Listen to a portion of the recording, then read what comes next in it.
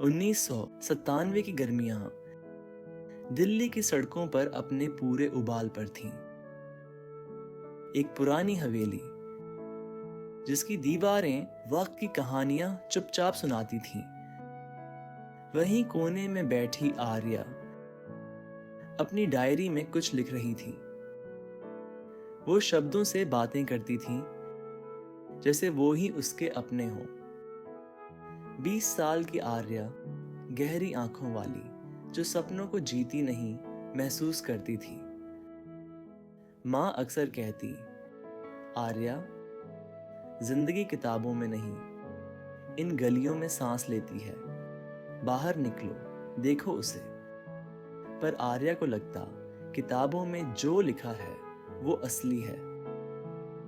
शायद इसलिए वो किताबों में अपने आप को ढूंढ रही थी।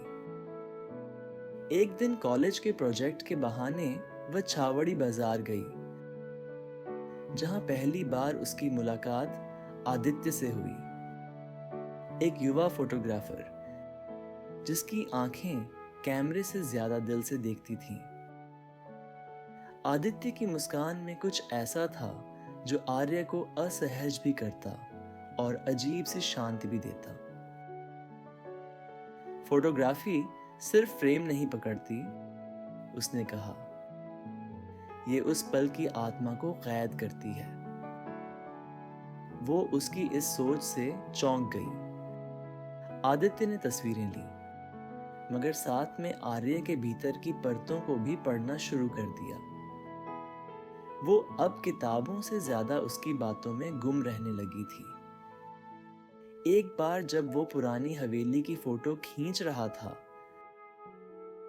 उसने कहा, इस दीवार में जो दरारें हैं वैसी ही तुम्हारे अंदर भी हैं। आर्या, तुम पढ़ी जाती हो, महसूस नहीं की जाती। वो चुप हो गई। हर शाम दोनों किसी नई गली की तलाश में निकल जाते। वो चाय की दुकानों पर बैठते, लोगों की कहानियां सुनते और हर लम्हे को सहेजते। पर अचानक एक दिन आदित्य गायब हो गया। न कोई फोन, न मैसेज, न कोई अलविदा। आर्या के लिए ये एक सदमे से कम नहीं था। वो फिर से अपनी पुरानी दुनिया में लौट आई, किताबों, कॉफी और खामोश रातों में।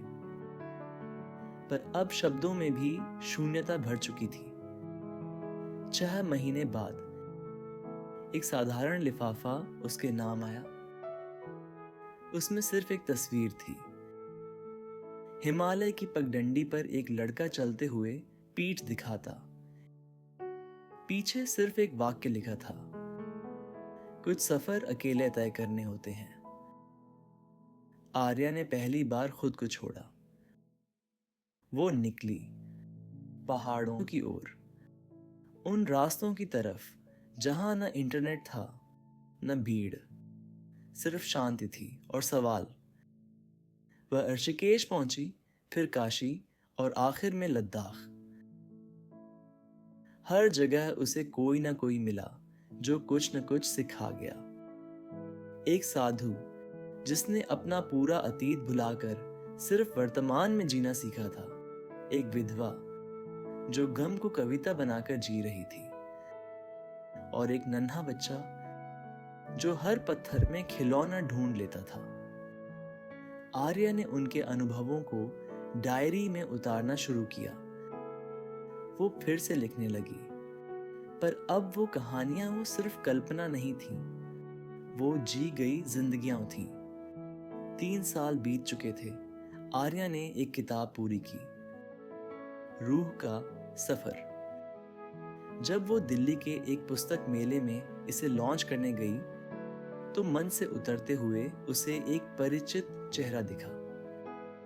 वही मुस्कान, वही आंखें, आदित्य।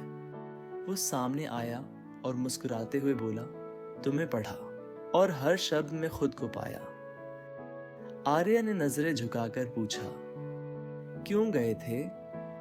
ताकि लौटकर वो बन सकूं जो तुम्हारी कहानी का हिस्सा हो सके। अब आर्या और आदित्य साथ सफर करते हैं हिंदुस्तान की हर उस गली में जहां कहानियां जिंदा होती हैं। वे अब सिर्फ लेखक और फोटोग्राफर नहीं हैं, वे रूहों के संरक्षक हैं।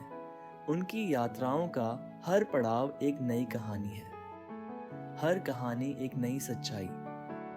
आज भी जब कोई आर्य से पूछता है कहानी खत्म हुई, वो मुस्कुरा कर कहती है रूह का सफर कभी खत्म नहीं होता, बस एक मोड़ से दूसरे मोड़ तक चलता रहता है।